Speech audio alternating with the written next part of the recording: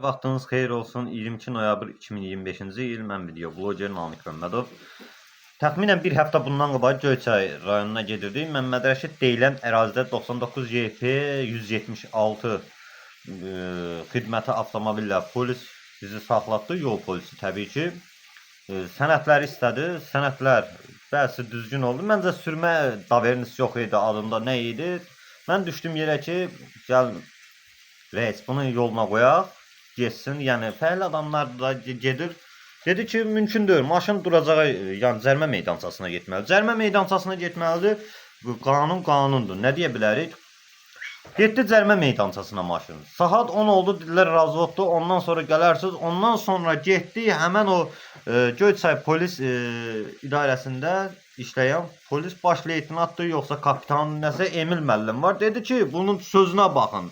Bu ölkədə demək, kiminsə tanışı varsa yaşayacaq, tanışı yoxdursa ölüb getməliyik. Sıxın görün, kimi tanış tapırsınız ki, inspektorlardan xahiş etsin ki, sizin maşını buraxım.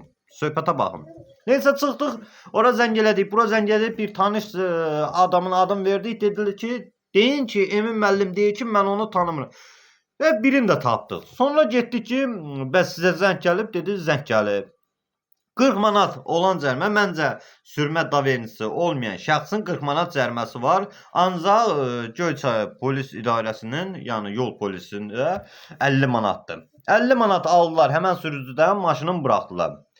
Burada yerləşdirdiyim şəkili isə görürsünüz, Ford markalı maşınlardır, yük üçün nəzərdə tutulub. Ancaq süni şəkildə iskamerkalar yerləşdirilib taxtadan, yəni düzəldilib əldə. Bunlar sərnişin daşıyır Göyçay rayonuna. Fəhlələr gətirirlər Ağsudan. Bu günlərim mən şəxsən zəng gəldim, mən getdim ora. Həmən 99 YP 176 dediyim Şahin müəllim həmən o Fordların yanından 5 dəfə keçdi belə. O günlərim Yalman kəndinin içində, demək bu Şahin müəllim kəndlərin için gəzir, qırıntavoylara girir. Kiminsə malını çağırdırsa, nəyinsə çağırdırsa qapısından tez başının üstünü alır. Şahin müəllim, bəs siz bu Ford'u bir görmürsünüz. Bilmirsinizmi ki, axı bunlar yük üçün nəzərdə tutulub. Süni şəkildə iskamerkalar düzəlinib, Ağsudan bura götürürlər, fəhlələr gəlirlər. Bunları görmürsünüz? Məncə görürsünüz. Mən sürücü ilə söhbət etdim. Ki, qardaş, sənin maşınında yük aparmaq olar? Dedi ki, olar. Dedim, axı bu iskamerkalar düzəltmişsiniz bura. Necə apara bilərik? Dedi ki, bəs bu qadınlar, bəylər düşsün. Ondan sonra iskamerkanı götürüb qoyarıq bura. Yükünü apararıq. Sonra gəlib qoyacağım. Dedim, bə bu yükün üçün nəzərdə tutulmuş Fordda siz necə sərnişin daşıyırsınız? Deyir, qardaş, haqqını verib daşıyırıq. Pristavit edirsiniz, nə deyir?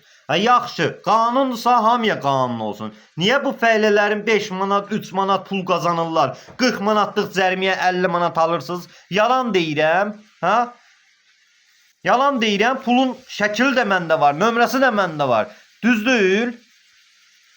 Məncə bu çəkilişdən sonra düz olacaq. Həmən bu Fordlarda, qeyri-qanuni işləyən Fordlarda daha indən belə qanuna çevirərsiniz. Onlar yaxşı olacaq. Mən demirəm ha, hansısa fəhlənin çörəyinə deyirəm. Onlar da bir çörəyi üçün gəlib. Qanundursa hamıya qanun olsun da. Niyə bu fəhlənin boğazına çökürsünüz, 40 manatlığa 50 manat gəlirsiniz, cərimə meydançasında alırsınız. Deyirsiniz ki, amma bu Ford'a göz yumursunuz ki, yük üçün nəzərdə tutulmuş Fordda sərnişin daşını. Düzdür bu. Bəlkə düzdür, mən səhv başa düşmüşəm. Mən səhvəm. Mən üzr istəməyə hazıram. Ümid edirəm bu çəkilişdən sonra bir daha belə şey olmaz. Şahin müəllim də yəqin ki bu çəkilişi görəcək və aidiyyəti qurumlar görəcək. Şahin müəllimlə bağlı bir tədbir görəcəklər.